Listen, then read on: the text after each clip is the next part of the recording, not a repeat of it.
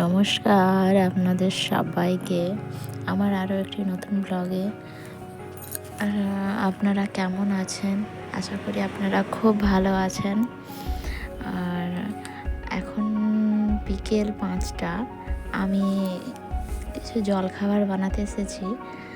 তো আমার হাজব্যান্ড বাড়িতে আছে, তো ভাবলাম ওকে একটু জলখাবার দেই। বাড়িতে যা ছিল আমি তাই দিয়েই কিছু করে নিচ্ছি। তো বাড়িতে একটু সুজি ছিল, আর একটা গাজর ছিল, তারপর একটা আলু ছিল। তো এইগুলো দিয়েই আমি একটু সন্ধ্যের জন্য কিছু খাবার বানিয়ে নিচ্ছিলাম। তো এগুলোকে আমি গ্রেটারে করে গ্রেট করে নিয়েছি। তারপর কড়াইতে কারি পাতা, ফোড়ন যা হয় তেল দিয়ে তারপর এই ভেজেসগুলো দিয়ে দিলাম। এরপর একটু হলুদ গুঁড়ো, লঙ্কা গুঁড়ো এগুলো দিয়ে নাড়ানাড়ি করে তো আমার ক্যামেরা ধরার কেউ নেই, তো তাই এক হাতে ক্যামেরা ধরেছি আর এক হাতে নাড়ানাড়ি করছি। তো আমার গ্যাসের ওভেনটাও ঠিক নেই, তাই কড়াটা দেখো ঘুরছে কেমন। তাই আর এবার সুজিটা দিয়ে দিলাম, এটাকে একটু ভাজবো কিছুক্ষণ। আর বেশি কিছু বাড়িতে নেই, এগুলোই দিয়ে দিলাম। তো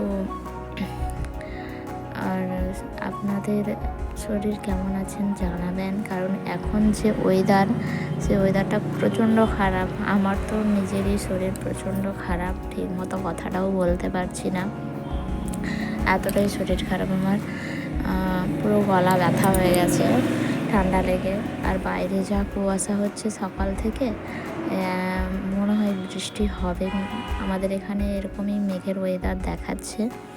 তো এগুলো ভালো করে ভেজে নেওয়ার পরে হালকা একটু জল দিয়েছিলাম। তো এগুলোকে ভালো করে মানে হালকা, বেশি রিচ করি, মানে বেশি রিচ আমি করি না কোনো খাওয়ারে সম্ভবত। এখানে একটু চিনে বাদাম ছিল, সেটাও দিয়ে দিলাম।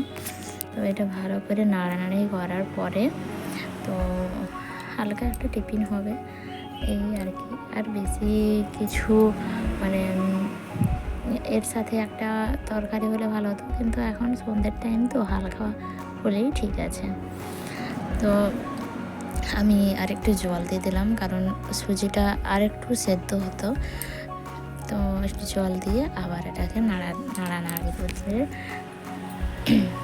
বেশ একটু শুকনো শুকনো করে এই যে নামিয়ে নিচ্ছি, একদম কড়া থেকে নামিয়ে দিয়ে দিচ্ছি।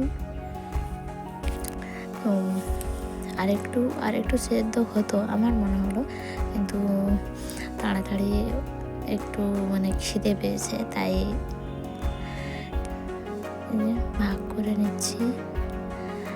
আর ওকে ভাগ করে ওকে দিয়ে দিলাম। এরপর আমিও নিয়ে বসেছি। ভিডিওটা ভালো